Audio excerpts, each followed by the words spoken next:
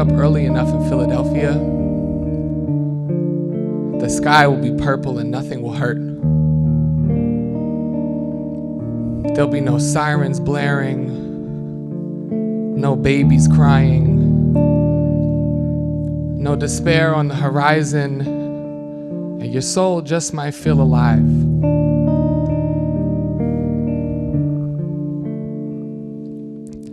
My name is Brayton Bowman. I am 23 years old,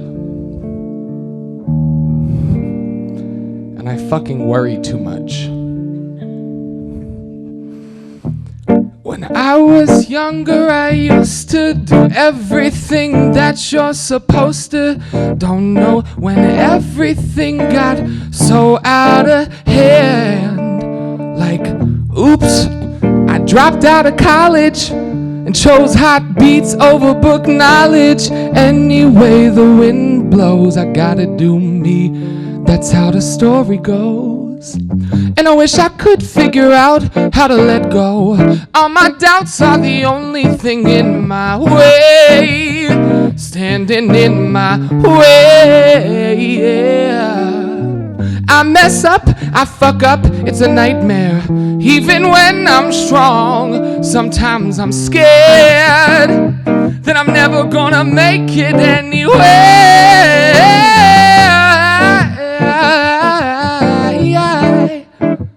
I worry too much.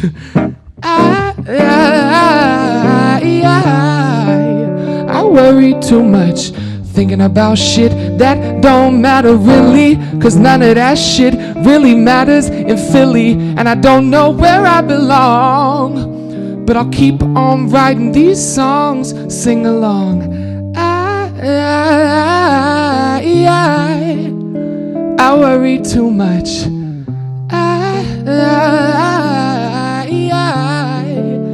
I worry too much, thinking about shit that don't matter really, cause none of that shit really matters in Philly, and I don't know where I belong, but I'll keep on writing these songs.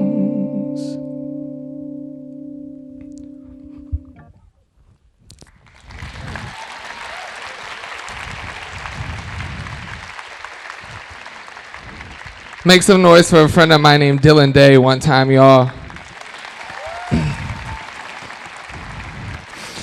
I'm sure that many of you are wondering at this stage in the game why there is a singing redhead in sweatpants on stage all of a sudden. And to be quite honest with you, I don't know the answer to that question. My manager and I were talking backstage. I swore today was an April Fool's joke. I thought I was gonna get here and they were gonna be like, just kidding, you're gonna talk to some dude named Ted, but it's not really a TED Talk. It was not a joke. I'm here, I'm on the stage, I have to fucking speak, so we're gonna go with it. In all seriousness, guys, I am humbled beyond belief to be here today, back in the city of brotherly love, and I really hope that by some miracle, I managed to say something of merit. I haven't really yet mastered the art of public speaking, but bear with me. And I'm gonna try to behave, but that's mostly just because my mama is here. She's somewhere. If she starts to cry, give her a tissue. I'm sure that the ebb and flow of my voice right now makes you think that I'm about to tell you the dramatic story of my life. But I don't really feel like it. In case you can't see this obnoxious thing behind me, my name is Brayton Bowman. We're gonna keep it brief. I was born on August Friday the 13th, in the summer of '93, down the street in Pennsylvania Hospital. I grew up on the other side of the river in South Jersey, and somehow I made it here. Let's see. My childhood was not the best. It was kind of a shit show. So we're gonna skip over the scrapbook of my adolescence, and we're gonna try to live in the now. This past couple weeks, everybody I know has been like, oh my God, Brayton, what are you gonna talk about at TED Talk? And I'm like, I really don't know yet. Stop asking me. My roommate and I started to talk about the idea of me telling a story about one of my corrective orthopedic surgeries. My mom and I have this really weird bone disease called distal arthrogryposis. And you probably can't tell from this stage, but I'm legally handicapped. There isn't really a way to sugarcoat it. Going to elementary school in a wheelchair is not fucking fun. But I don't feel like talking about hospitals today. There's a bunch of doctors. I'm gonna let them talk about hospitals. I could tell you a poetic vignette about my mom's battle with addiction and how it shaped me as a young man and it changed me for the better. And I could once and for all present to you the notion of my existence in a way that proves that I am the resilient child of a sober alcoholic. Please clap for my fucking mom, y'all, because I love her to death.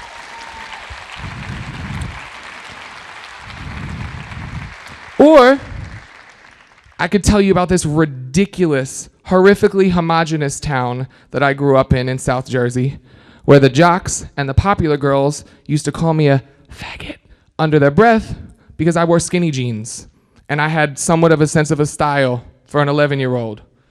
But I don't really want to talk about that today either. I wanted to take a second and talk to you guys about listening, as ironic as that may seem, as you're all sitting here attentively listening to me, preaching to the choir, I think that's what it's called. I spent the greater half of my young adult life dying to be heard, desperate to feel like anybody understood me or even gave a fuck about what was coming through my vocal cords out of my mouth. And I think at some level that's why I started to make music. I didn't know what to do with this burning urge to be heard, so I started to sing. As a young person with disabilities, I spent hours that turn into days, that turn into weeks, turn into months, it may be a year in total, in hospitals with these brilliant, brilliant doctors that would look at me and diagnose me, pity me like a helpless animal, granted, but all I wanted was for someone to look at me in the eyeballs and listen to me and ask me how I felt. I'm not perfect though. I have to get better at listening. This past year has taught me more than anything to shut my mouth and listen when I come in contact with a transgendered or a transitioning or a transitioned human being. Because I am a 23-year-old openly gay man and I don't know anything. There is so much that I stand to learn about this community that is like tragically misunderstood and in so many ways misrepresented. And what about race? In my mind, so much of what has caused this horrific climate for people of color in this country is the fact that white people are afraid to shut up and listen. Who the fuck came up with all lives matter? Why is the Caucasian populace of America so petrified for once in their life to sit down, shut up, and listen?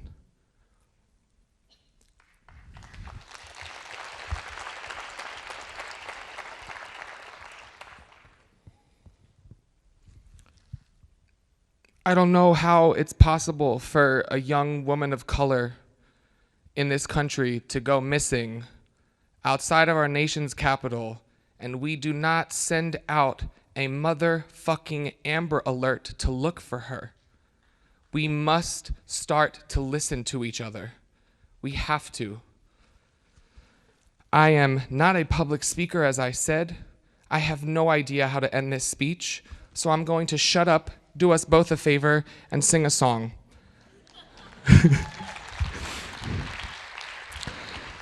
It's my hope that the lyrics of this song will make you realize how much of a normal human being I am.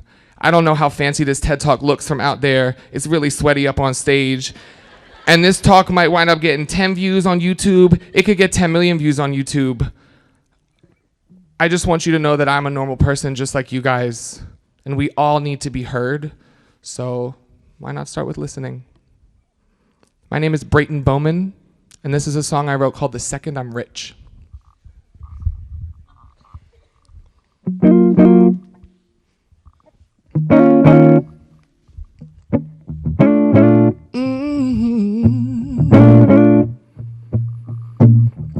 The second I'm rich, I'ma buy me a big old house for me and my friends. The second I'm rich, best believe I'ma jet the fuck out like every weekend. And the second I'm rich, I'ma pay off my mama's debt. And it ain't no sweat, but I ain't finished yet.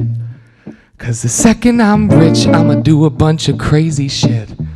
Daydream about diamond rings, 'cause right now I don't have a thing to my name. My name. And lately I've been wondering when I'm gonna get my Benjamins and get paid. Get paid. And my imagination, it starts to fuck with me when my dollar's getting low and my life is on the floor.